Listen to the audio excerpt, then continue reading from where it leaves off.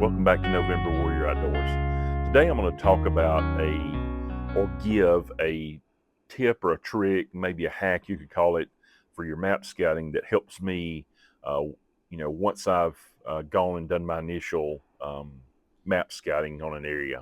A lot of times we walk through an area for the first time, and when we're scouting, maybe early season, summer, whenever, and we're seeing the sign and we're pinning that sign. So we're walking through the woods, or any kind of habitat you're in, fields, um, any kind of habitat type, and we're pinning that sign. We're pinning the scrapes, we're pinning the rubs, pin beds, all these different things, pinch points, trails, and we're visually looking at the habitat around us. We're looking at the field edges, we're looking at the different cover types, and maybe we're taking a video of some of the forest, but we're not really putting that on the map itself. So when we get back a week or a day later, or 2 days later, or 3 weeks later, all we have is that visual memory in our bank. And we have all these pins of all that sign, but we haven't pinned the habitat. Sure, there may be creeks and things like that that are on the map itself, but the habitat itself, we only have the visual memory. We don't know what shape it is. We don't know how much area it covers. We don't know how it coincides with the sign. So one of the things that I like to do is map the different habitat areas out on my map as I'm going along. And then I'm labeling them within that map. So a lot of times I'm using Onyx to do that. So as I'm going along and I'm seeing the sign, I'm pinning the areas, and I'm kind of mapping those areas out, those habitat areas out on the map itself. That way, when I go back a day or a week or 2 weeks later, and I'm looking at that map again, and I'm trying to decipher and make some judgments based on the pins that I put down for the different sign, I can also tell how that uh, terrain and habitat kind of work hand in hand to create different types of sign, different locations of sign, and how that deer may have used the terrain and the habitat together to kind of move through the woods. And it gives me a better idea of not just how terrain created movement, but how that habitat also kind of affected a buck's movement within that same type of terrain. Another trick to this is I will go into Onyx and I'll go into the satellite imagery, and I will toggle down to recent imagery, and I'll backdate that recent imagery for the time period that I plan on hunting and overlay those maps on top of that, those map areas, those habitat areas.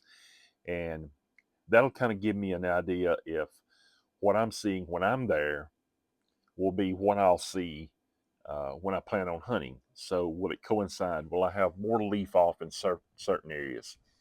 Will I have less leaf off? Will it be more dense canopy if it is deciduous cover? Um, if it's coniferous cover, evergreen cover, it's probably going to stay the same.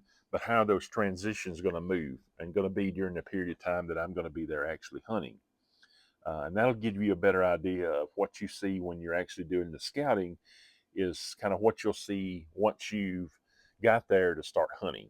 Will the pretty woods still be pretty, or will they be more shaded and convoluted and confusing, or will that transition area from the dense canopy into the pretty woods be a lot shorter area, a lot more thicker with cover? So those things are the things that can affect the areas that you hunt, because that's what you're trying to kind of hunt off of a lot of times, is those transition areas. So I'm going to give an example of how I do it. So I'm in Onyx, I'm in the satellite viewer, and I've got an area here of high stem count thermal cover mapped out. So now I'm going to go back into the satellite viewer, kind of the work screen for that, and I'm going to select recent imagery, toggle that on, and I'm going to go back to the screen and I'm going to look at the dates. It's January 21st. Now I'm going to start backdating that. And what that'll do is give me an idea of what I saw when I went in there and scouted and mapped it out, if it matches what will actually be there when I go to hunt this area. So hopefully this little tip or trick will kind of help you out with your map scouting when you're going back and trying to decide what areas are worth kind of throwing more time into. I know it helps me out a lot. I'm very ADHD, so a lot of times I have to slow myself down and map these areas out really well when I'm there. in person, and then I can go back and look at them later on and kind of formulate a plan or formulate a better scouting scenario, better hunting scenario based on not just my memory, but what I put down actually on the map. A lot of times we walk through the woods and we're just pinning that sign. We're kind of looking at the terrain and the habitat, and we're not really putting a lot of thought into mapping that habitat. The terrain is already there on the map, but a lot of times the habitat is not.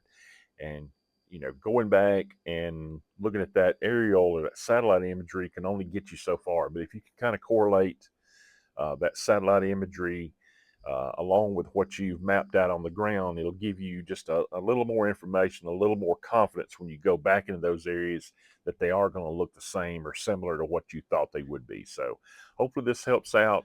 Let me know what you think. If you have any feedback or any ideas, if you have any success using this, if you see kind of something similar, just shoot me a message and let me know. And I appreciate it, guys, and good luck out there.